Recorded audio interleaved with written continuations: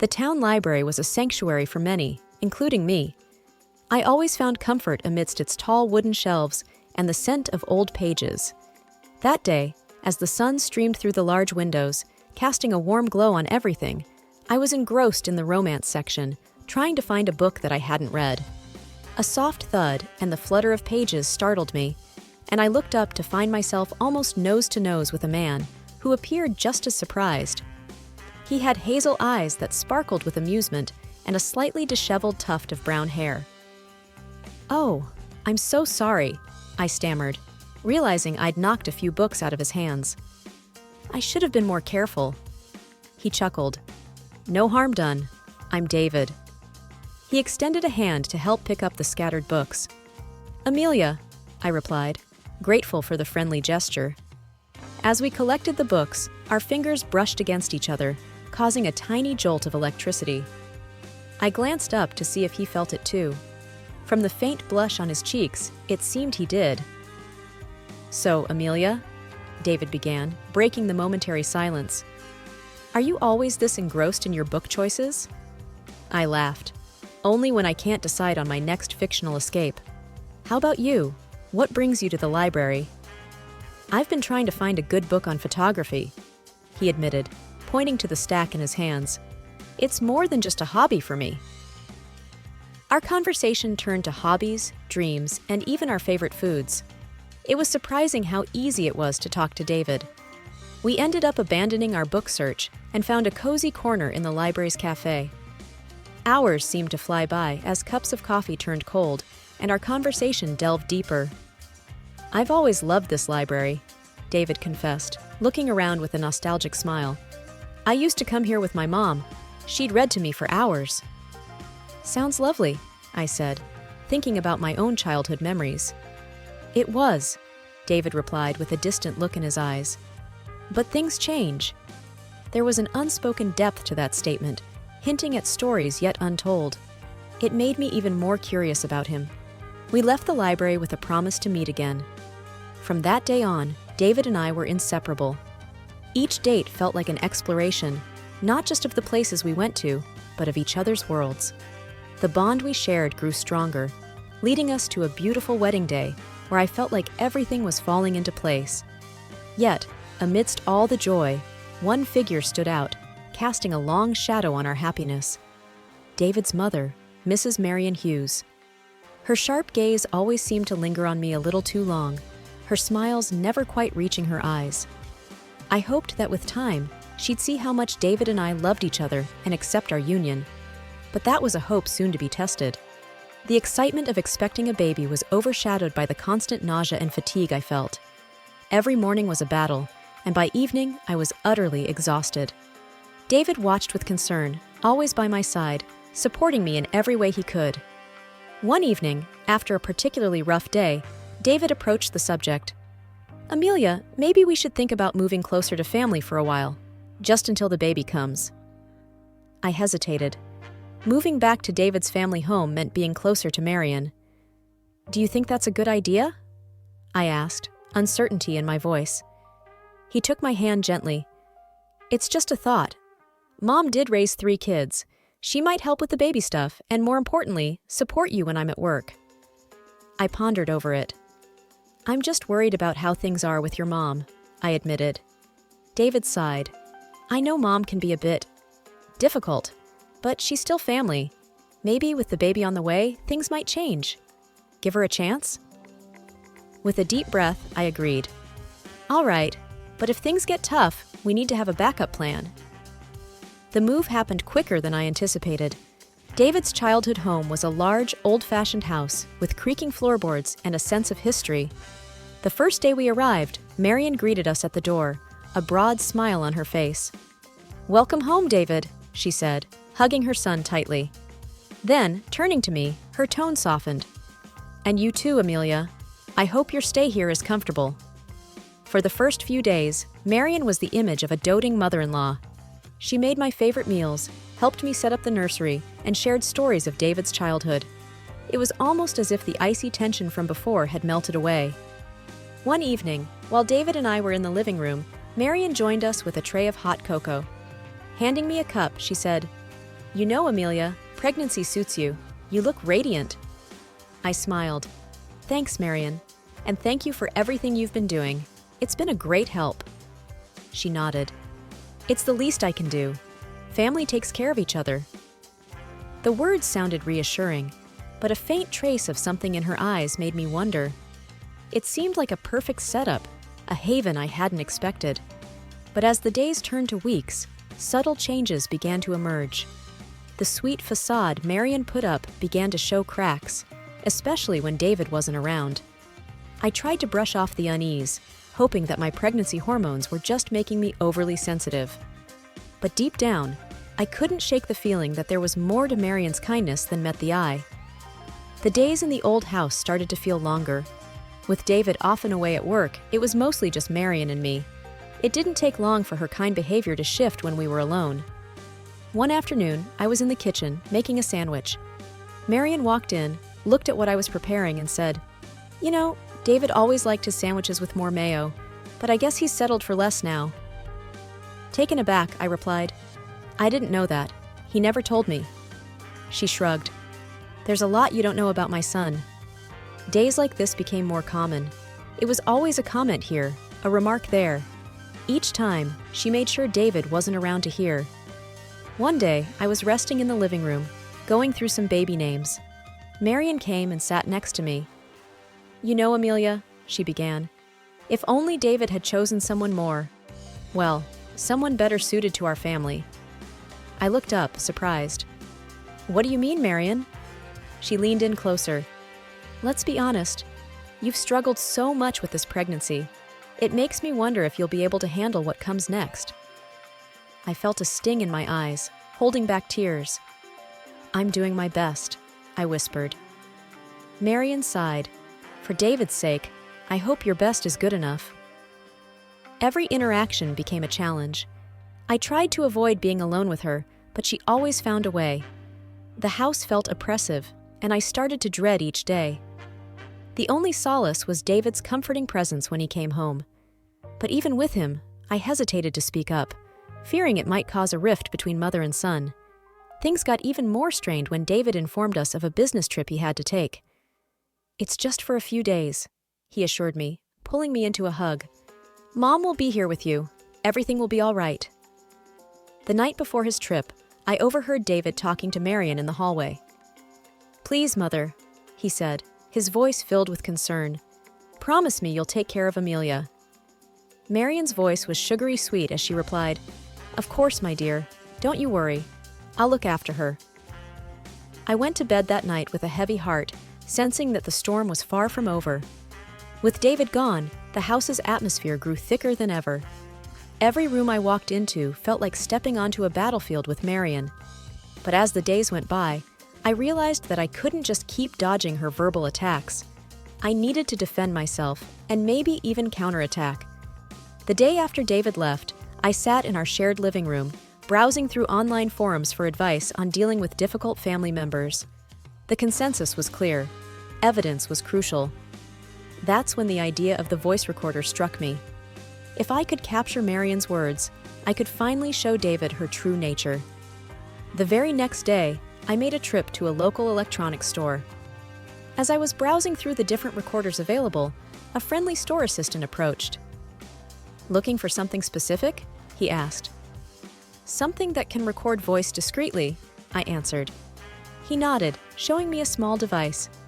"This one's quite popular, easy to conceal and clear audio quality." I bought it immediately, feeling like I'd acquired a shield against Marion. Upon returning home, I found Marion in the living room. She was going through a photo album, probably reminiscing about the past. "Ah, Amelia," she said without looking up. "Come, see these photos of David when he was young. So innocent and unburdened. Before all this." I sat down, my new recorder discreetly activated in my pocket. "He always speaks fondly of his childhood," I remarked, trying to keep the conversation neutral. She gave a half smile. "Well, he had a mother who cared for him, who knew how to bring up a child properly. Unlike some." I took a deep breath, attempting to stay calm. "I'm sure we all do our best for our loved ones, Marion." She scoffed. Doing one's best and knowing what's best are two different things. I just hope my grandchild doesn't suffer due to your inexperience." I nodded, biting back a retort. "Thank you for the advice, Marion." Little did she know that every snide remark was being captured. The days dragged on, and I gathered more evidence. Simultaneously, I started searching for an escape plan, a place of my own where I could breathe. After a thorough search, I stumbled upon a quaint apartment nearby. It felt right, a sanctuary from Marion's constant onslaught. One evening, as I went over my recordings and thought about the apartment, I felt a surge of hope. This was more than just about standing up to Marion. It was about securing a peaceful future for my child and me. It was about ensuring David knew the truth. With renewed energy, I prepared for the days ahead, knowing they wouldn't be easy, but believing they'd be worth it. A few days had passed since David's departure. Despite my attempts to keep a distance, Marion seemed to be pushing harder, testing my limits.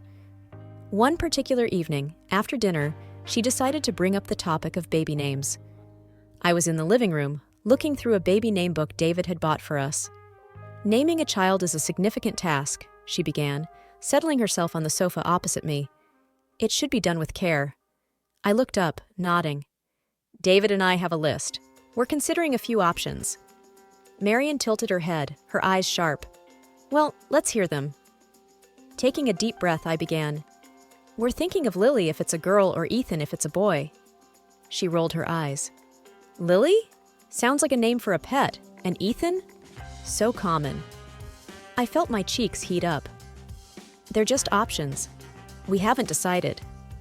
Marion leaned in, her voice cold. "You know, in our family, we have traditions. David was named after his grandfather. Maybe you should respect that instead of choosing random names from a book." Stung by her words, I replied, "David and I will name our child together. It's our decision." She stood up abruptly, knocking the book from my hands. "You're so ungrateful. I've tried to help, to guide you, but you're just bent on ruining my son's life and that of my grandchild." I was taken aback. "Marion, I never asked for your help. All I wanted was some peace." With a mocking laugh, she retorted, "Peace? You think you deserve peace after everything you've done? You've turned my son against me." That was the last straw. "I haven't done anything. It's you who can't let go and let him live his life." Marion's face turned a deep shade of red. "You ungrateful wretch," she yelled, pointing towards the door. "Leave! I don't even want that child to be born." Shaken, I tried to hold back tears. This is my home too. But Marion was relentless. She reached into my bag, grabbing my keys, and tossed them out the door. "There, now go." Breathing hard, with my emotions in a whirl, I took a moment to gather myself. I remembered the apartment I had rented, my sanctuary. Picking up my bag, I looked Marion in the eye. "You might regret this." Without waiting for a reply, I stepped out, closing the door behind me. It was clear. The battle lines had been drawn. The next few days in the apartment were a mix of peace and apprehension. I missed David terribly and worried about how he would react to everything once he returned. The day of David's return finally arrived. My phone buzzed with a message from him. "Just landed. Coming home soon. Can't wait to see you." I replied, "I'm at the new apartment. Call me when you get to the house." 2 hours later, David called. His voice was a mix of confusion and concern. "Amelia, why are you in an apartment? Where's all your stuff? Why aren't you home?" I took a deep breath. "David, there's a lot you need to know." After explaining everything, from the voice recordings to the final confrontation with Marion, there was silence on the other end. Then, "I'll be there in 10 minutes." When David arrived, I played him the recordings. His face turned from shock to anger with every word Marion spewed. When it ended, he looked devastated. "I can't believe she said all those things to you. I'm so sorry, Amelia." Taking his hand, I said, "David, it's not your fault. I just couldn't stay there anymore." David's eyes were fierce. "We're confronting her together." We drove back to the house, and as we entered, Marion was sitting in the living room, feigning surprise. "David, welcome back. Where's Amelia?" David's voice was ice cold. "She's right here, and we've heard everything." Marion looked between us, trying to gauge the situation. "I don't know what you're talking about." Without saying a word, David played one of the most damning recordings. Marion's face paled. When it ended, David's voice trembled with anger. "How could you, Mother? She's carrying our child, your grandchild." Marion's eyes darted around, searching for an excuse. "David, you don't understand. I was trying to protect you." David cut her off. "Protect me? By tormenting Amelia? That's not protection. That's cruelty." Marion started crying. "I just wanted the best for you." David shook his head. "Your version of the best isn't what I want. Amelia and our baby are my family now. You need to respect that." Marion sobbed harder, trying to reach out to David, but he stepped back. "I need some time, Mother. Away from all this." Taking my hand, David led me out of the house, and we drove back to the apartment. The rift between mother and son was evident. But in that moment, our bond grew stronger, united against the deceit we had faced. The new apartment was a stark contrast to the opulence of the house we had left. It was cozy, with sunlight streaming in through large windows. There was something liberating about this modest space. It felt like the fresh start we desperately needed, a place where David and I could rebuild our life and prepare for the arrival of our baby without any dark clouds hanging over us. David and I spent the first few days setting things up. We transformed the second bedroom into a nursery, picking out neutral tones for the walls and assembling furniture piece by piece. As we painted the baby's room one afternoon, David said, "You know, all things considered, this place feels more like home than the big house ever did." I smiled, dipping my brush into the paint. "It does, doesn't it? It's smaller but feels warmer." While putting up a shelf, David found a photo from our wedding day, tucked inside a book. "Look at us," he remarked, passing me the photograph. Our smiles radiated pure joy, blissfully unaware of the storms ahead. "We've come a long way since then," I mused, placing the photo on the freshly painted shelf. "But we've also grown stronger together." David wrapped an arm around me. "I still feel guilty, Amelia. I thought going back to that house, to my mother, would be the solution. How wrong I was." I looked up at him. "It's not your fault, David. We made that decision together, and now we're starting anew, together." A few days later, an unexpected package arrived. No return address, but we recognized the handwriting. Inside was a meticulously knit baby blanket, soft to the touch, accompanied by a note. Reading it aloud, David's voice was filled with mixed emotions. "I hope this can mend our relationship. Marion."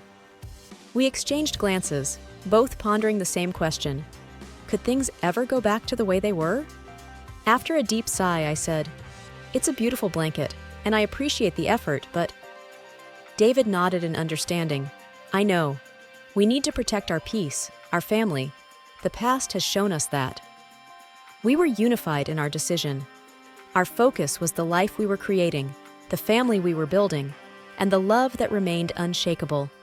The baby's imminent arrival was our beacon of hope, and every corner of the apartment was a testament to that.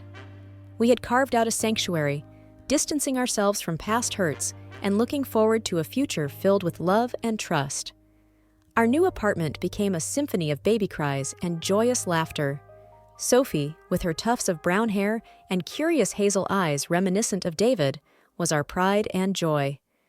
The tough times we'd weathered seemed distant, like a storm that had passed, leaving only clear skies behind. David and I often found ourselves marveling at the little life we'd created. Late one night, as we were both up attending to a fussy Sophie, he looked at me with admiration. "You're incredible, you know. Getting through everything with Marion, and now being such an amazing mom." I smiled, gently rocking Sophie. "We did it together, and look at what we have now." I gestured to our daughter, who was slowly drifting back to sleep. One Sunday afternoon, as Sophie played on her mat, David proposed a little outing. "How about a trip to the library tomorrow? It's where our story began. I think it's time Sophie knows that place." I nodded in agreement. "Sounds perfect. We can make it a family tradition." The next day, the library greeted us with its familiar silence.